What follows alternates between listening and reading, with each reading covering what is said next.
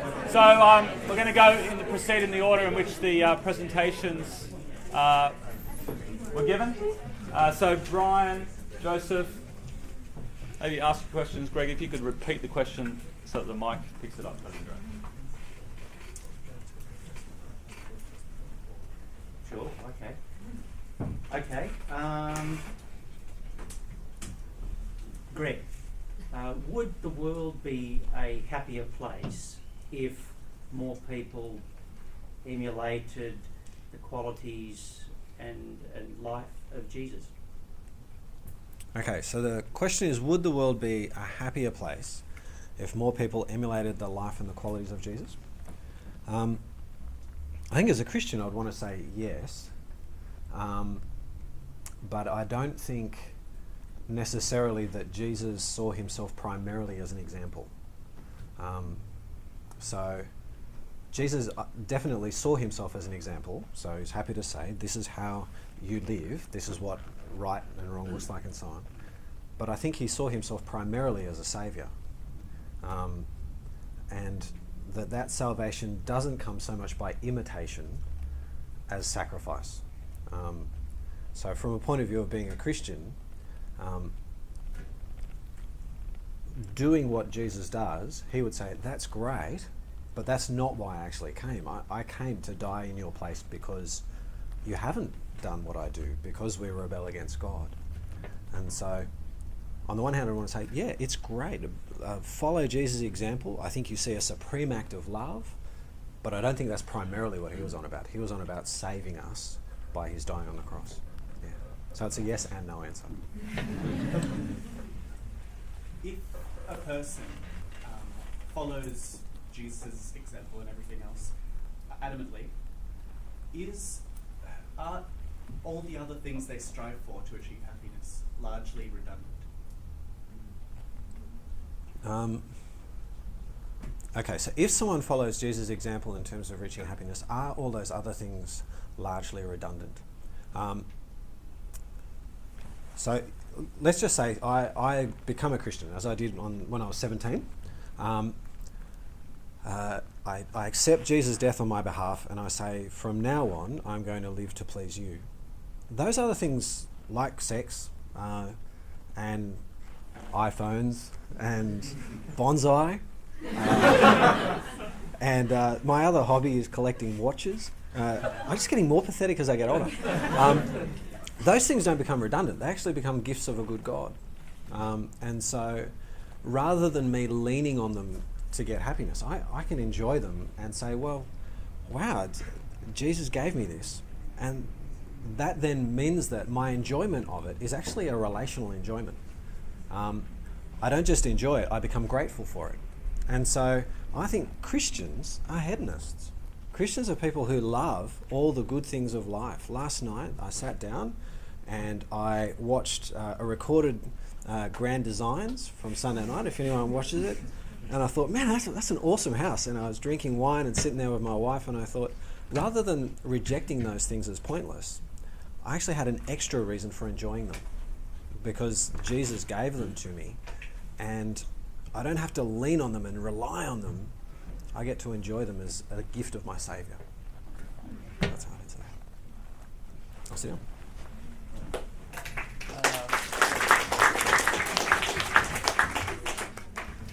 It's a little awkward. We're trying to get the thing here so that we can interact here, and you guys can see. So who went second? Was it Joseph? Yeah. Come up, Joseph, and again, field the questions. Maybe if you could repeat them for the mic, that would be great.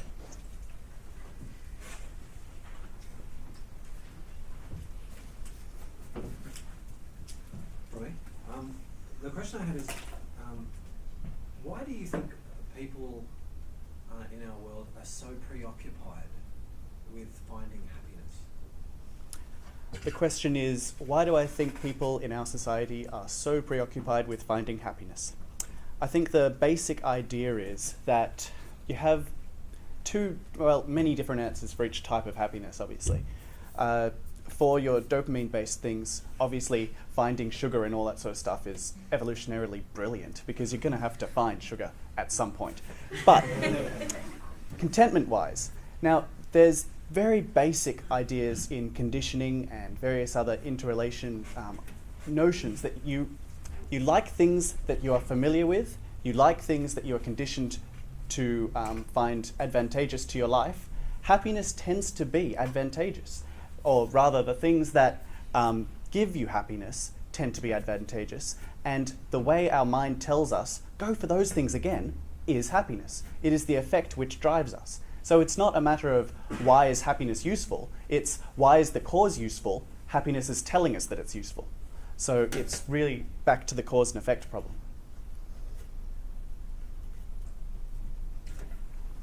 Maybe I've read the wrong books on philosophy, but most of the philosophers that I've read seem very unhappy. Why do you think that is?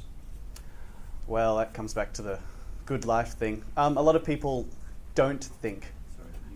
Oh, right. Could you repeat the question? Sorry, I need the wording. Many of the books I've read on philosophy make me think that a lot of those philosophers are deeply unhappy. So why do you think that is? Okay, so why are the philosophers who notionally know the most about it unhappy?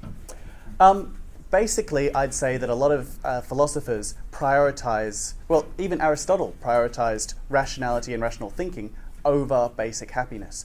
The idea was that at the end of your life, you would contribute more to the world by thinking about things, by progressing what wasn't then called science, but progressing science, progressing thought, progressing our knowledge of each other, by progressing everything you can. But if you just live a life for happiness, you may as well just skydive every day and have a great time, but be remembered for bugger all when you're dead. To summarize frankly.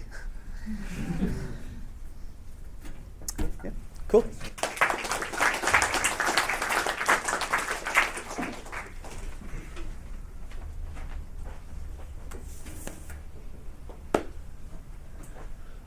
My question is, what is it, do you think, that makes service, that community idea, so significant?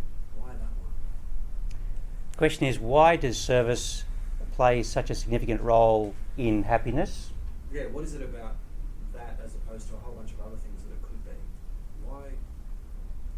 What is it that seems so objectively powerful about it?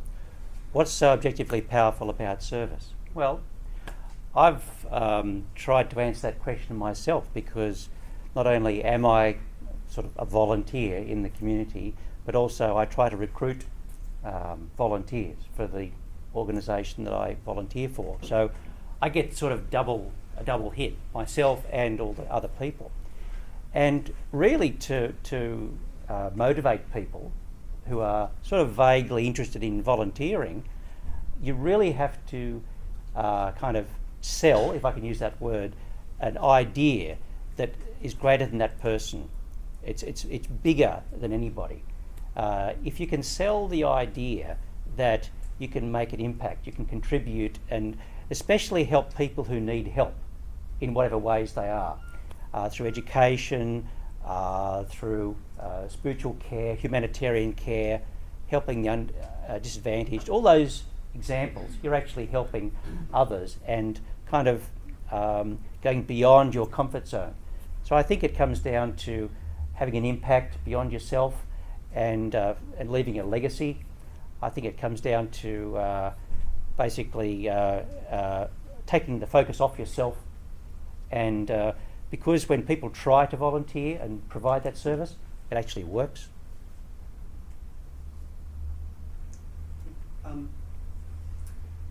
Do you believe that altruism can be very effective in achieving happiness, or that there is a certain level of happiness you can only achieve with altruism? Can you repeat that, please? Do you want me to rephrase it, or just repeat it? Yeah, rephrase it. Let's say there's a large amount of happiness that you want to get. Is it that altruism can get you there faster, or that you can't get that much happiness unless you also use altruism, as well as everything else that makes you happy?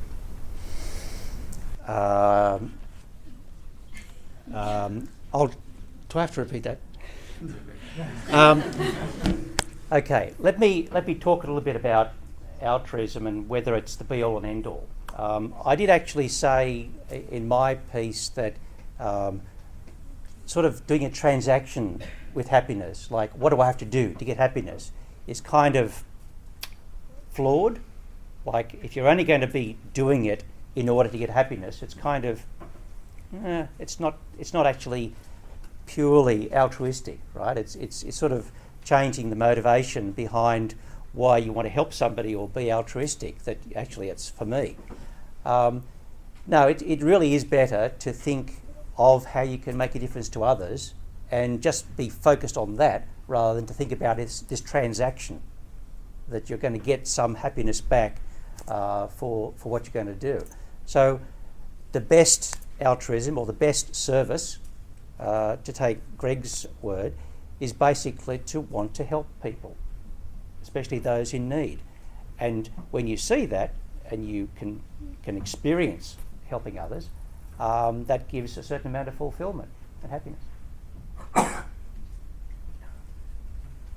Thank you. Thank you.